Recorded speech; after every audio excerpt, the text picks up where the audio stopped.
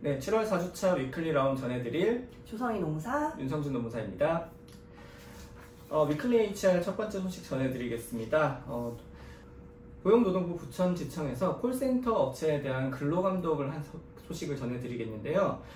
콜센터 교육생도 노동자이냐 아니냐에 대한 근로감독을 진행을 했다고 합니다. 근데 실제로 이 콜센터에서 이 교육생을 어떻게 썼냐고 하면은 본채용을 진행하기 전에 10일 동안 의무적인 교육 일수를 진행을 했고요. 일당 3만 원을 줬다고 합니다. 그리고 하루에 7시간을 교육을 했다고 하는데요. 고용노동부 부천지청에서는 이러한 교육생을 쓰는 것들이 근로기준법 위반이고, 이러한 교육생들은 근로기준법상의 근로자로서 정상적인 임금을 지급해야 된다라는 그런 근로감독 결과를 발표를 했습니다.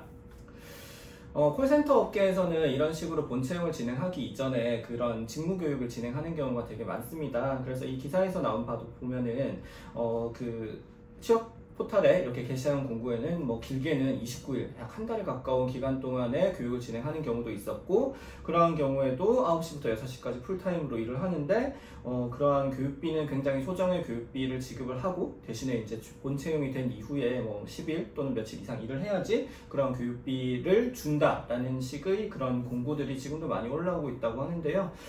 이러한 교육을 하는 근거는 노동부에서 2000년도에 발표한 그 행정해석을 근거로 한다고 합니다. 이 행정해석에 어떤 문구가 있냐면은, 교육이 향후 채용될 경우 필요한 업무 적응 능력이나 적격성 여부 판단을 목적으로 하면서 교육 수료 실적에 따라 채용 결정 여부를 결정하는 그런 임의성을 띈다고 하면은 이러한 회사와 근로자 간의 사용종속 관계는 없고, 그렇기 때문에 근로자가 아니다라는 판단을 했는데요. 이러한 행정해석 자체가 너무 오래되기도 했고, 실질적으로 그 교육의 내용을 봤었을 때 순수하게 교육만 이루어지지 않는 경우도 많이 있습니다. 그래서 그런 것들이 좀 문제가 될 건데요. 예컨대 우리가 이제 그 직무교육을 하는 학원을 가가지고 순수하게 어떤 교육만 받는 경우라고 하면은 당연히 그 교육 내용을 가지고 다른 회사에 가서도 써먹을 수 있는 그런 범용적인 교육이라고 하면은 당연히 교육으로서 인정이 되겠죠. 하지만은 콜센터에서 하는 교육 자체는 그러하지 않은 경우가 많을 것으로 예상이 됩니다. 실제로 이제 그런 교육들을 진행하는데 고객 응대에 대한 CS에 대한 기본적인 내용들, 그 다음에 이제 그 콜센터를 하는 요즘에 오디오셋이라 그러죠. 그 통화를 하는 그 기계에 대한 작동법 같은 것들도 당연히 교육을 할 것이고, 그리고 실제로 그 교육생들이 앉아가지고 교육생 명찰을 달고 들어오는 그 콜에 대해 가지고 응대를 하는 그런 OJT 형식 의 교육도 진행이 되는 것이 일반적입니다. 그러다 보니까 이거는 그 회사에서 수행하는 직무만을 위한 그런 교육으로 볼 여지가 크고요. 그렇기 때문에 이러한 교육들은 그러한 순수한 교육관계에서 이루어지는 것들이 아니고 근로관계에 있는 사용종속성 하에서 업무를 수행하기 위한 그런 직무교육이다 라는 판단이 이루어지고, 그러한 경우에는 교육생이 아니고 근로자의 신분이다 라고 결론이 날 수밖에 없겠죠. 그래서 만약에 우리 회사에서도 그런 신규 직원을 채용하기 전에 그러한 직무교육을 진행을 한다고 하면은 사실상 거의 대부분 근로자로서의 신분을 확정지어 놓고 교육을 해야 된다라는 점이고요.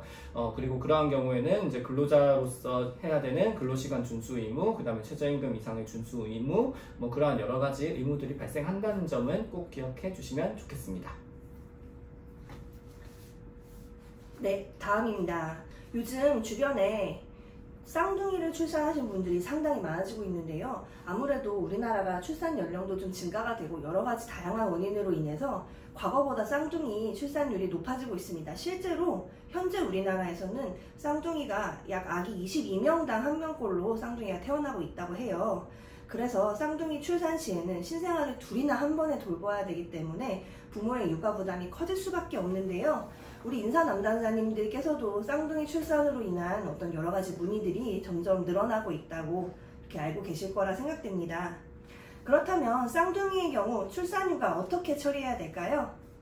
네, 쌍둥이는 이것만 기억하시면 됩니다. 먼저 쌍둥이는 한 명의 아이와는 달리 90일이 아니라 120일의 출산휴가를 얻게 됩니다. 또한 처음에 있는 초반 75일 같은 경우는 고용센터에서 이제 어떤 지원금이 나오더라도 회사에서 유급 의무를 담당하게 되지만, 또 이후에 45일 같은 경우에는 회사의 유급 의무는 없습니다. 정리해서 말씀드리면 120일 중 처음 75일은 회사에서 유급 의무, 후반 45일은 고용센터에서 출산휴가 지원금을 지급하게 되는데요. 하지만 대부분의 중소기업의 경우에는 우리가 우선지원 대상기업에 해당하기 때문에 우선지원 대상기업의 경우에는 고용센터에서 120일 전체에 대한 출산휴가 급여를 지원하게 됩니다. 대신 한도가 월 210만 원이 있기 때문에 기업 담당자님들이 기억하셔야 될 것은 210만 원을 넘어가는 통상임금에 대해서는 최초 75일에 대해서는 그 차액만큼을 회사가 지급을 반드시 해야 하고요. 이후 45일에 대해서는 210만 원을 넘어가더라도 회사가 추가로 지급해야 될 금액은 없다는 점, 이 점을 기억하시면 될 것 같습니다. 네, 다음 위클리 라운 소식 전해드리겠습니다. 지금 장마 때문에 지난주, 이번주, 그리고 다음 주까지도 비가 굉장히 많이 올 것으로 예상이 되고 있는데요. 이렇게 장마가 계속 되고 있지만은 보통 이제 7월 말, 8월 초가 되면은 이제 회사에서 여름 휴가를 많이 가고 있습니다. 그래서 이런 여름 휴가를 갔었을 때 이제 회사에서 이런 휴가를 어떻게 처리를 해야 되는지 부분에 대해서 조금 말씀을 드리도록 하겠습니다. 일반적으로 예전에 같은 경우에는 회사에서 그냥 딱 며칠 정해놓고 이때 우리 여름휴가 기간이니까 우리 회사 통으로 다 쉽니다 라고 해가지고 쉬는 경우가 굉장히 많이 일반적이었죠. 그런데 이제 요즘 같은 경우에는 그렇게 하기 어려운 업종들도 굉장히 많아졌어요. 그래서 서비스업 같은 경우에는 사업장이 상시 유지가 돼야 되기 때문에 직원들별로 이렇게 돌아가면서 쉬기도 하고 그런 경우가 되게 많아지고, 또 요즘에는 이제 근로자들이 막 그런 시기에 가는 것보다 내가 원하는 시기에 여름휴가 가겠다라고 해가지고 그냥 개별적으로 별도의 여름휴가 없이 그냥 연차 내에서 자율적으로 쓰도록 하는 경우가 일반적입니다. 하지만 그럼에도 불구하고 제조업 같은 경우에는 그 공장 생산 라인이 계속 돌아가야 되기 때문에 그런 좀 전사적인 그런 연차휴가를 가지는 경우가 아직도 일반적이고요. 그런 경우에 이제 어떻게 해야 되느냐라는 것들을 좀 말씀을 드릴 텐데요. 일반적으로 이제 노동조합이 있고 단체 협약이 체결되는 사업장 같은 경우에는 보통 그런 경우에 여름휴가를 언제부터 언제까지 하고 그 기간에 대해서 유급휴가를 보장하는 식으로 단협이 거의 대부분 체결이 되기 때문에 단협에 있는 내용들을 충실하게 이행을 하시면 됩니다. 그리고 노조가 없더라도 이제 사업장 규모가 좀 크고 그런 좀 약간 여유가 있는 회사들 같은 경우에는 취업 규칙이나 아니면 그냥 전사 공지를 통해 가지고 며칠부터 며칠까지 우리 이제 전체 연차 휴가를 여름 휴가를 준다라는 식으로 이렇게 되는데요. 이런 여름 휴가를 줄 때 이제 회사인 그 근로자 개별적으로 있는 연차 휴가 외에 별도로 주는 경우에 별도로 유급을 휴가는 주는 경우에는 별다른 문제될 것이 없겠죠. 그런데 이제 중소규모의 그런 제조업에서는 예전에 이제 그 연차 휴가를 여름 휴가로 대체한다라는 그 제도를 굉장히 많이 사용을 했었어요. 네, 그래서 이제 그러한 경우에 조금 더 세심하게 보셔야 되는데요.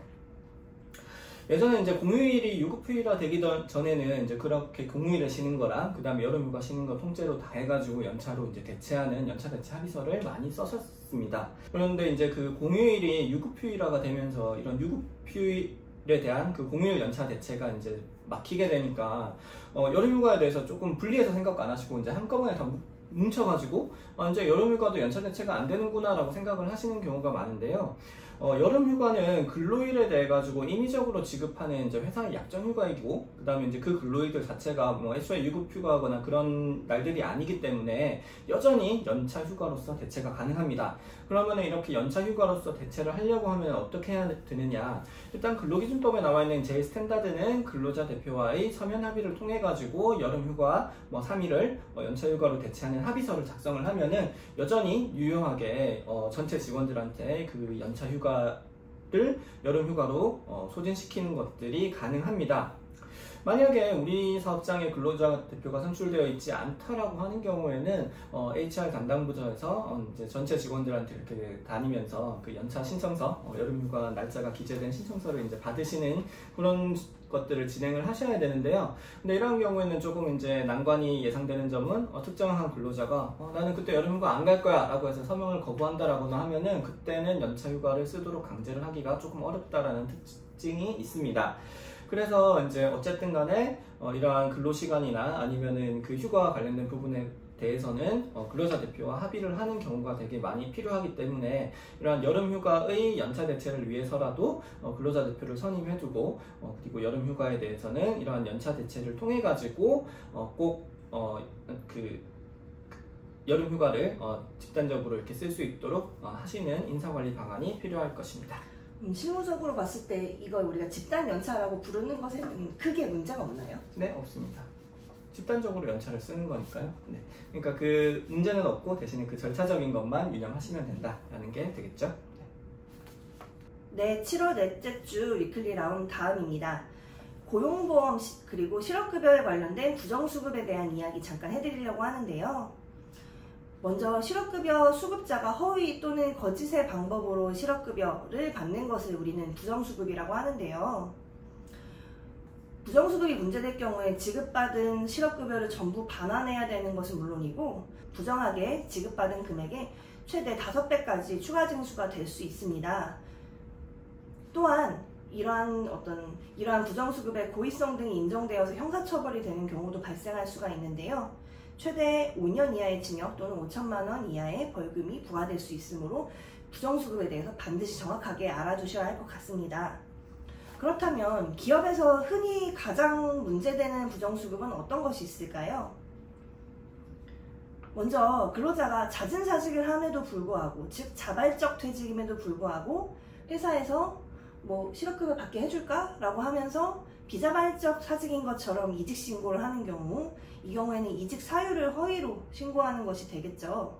또는 근로자가 실업급여를 받고 있는 중이라는 걸 알면서도 아르바이트나 임시직으로 채용하면서 현금으로 급여를 줄게, 혹은 실업급여를 받으면서 동시에 이 일을 하게 해줄 테니까 이 일을 고용노동부에 신고하지 않아도 돼, 이런 식으로 해서 이중수급, 그러니까 수급 상태에서 어떤 중간소득을 올릴 수 있게 공모하는 것도 기업에서 문제되는 부분 중에 하나입니다.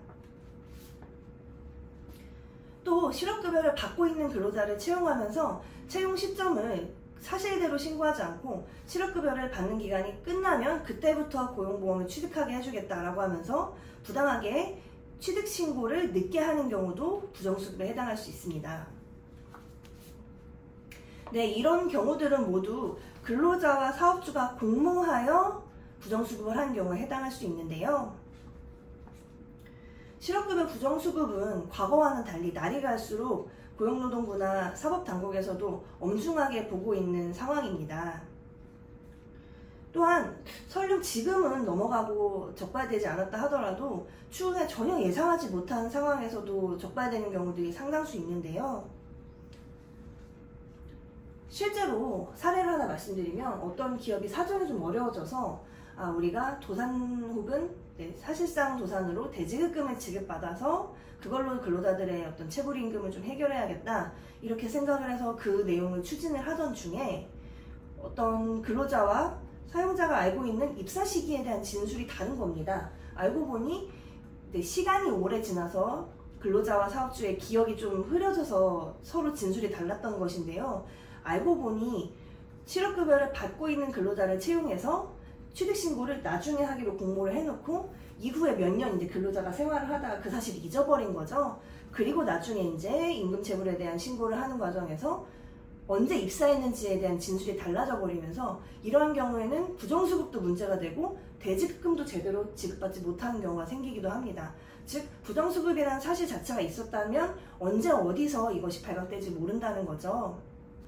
네, 실업급여 부정수급은 절대 해서는 안 되겠지만 만약에라도 우리 기업에서 고의가 아니고 공모가 아닌데도 불구하고 어떤 정황 때문에 실업급여 부정수급으로 오해받고 있거나 혹은 어떤 소명이 필요한데 실업급여 부정수급 관련해서 조사를 받아야 되는 상황이라면 꼭 고용보험 혹은 실업급여 부정수급 관련해서 경험 있는 노무사들의 조언을 꼭 받으셔서 대응하시길 바랍니다. 네, 이상 7월 4주차 위클리 HR과 위클리 라운드 전해드렸습니다. 오늘 소식 전해드렸던 조성희 노무사, 윤성준 노무사였고요. 이번 주도 HR 화이팅!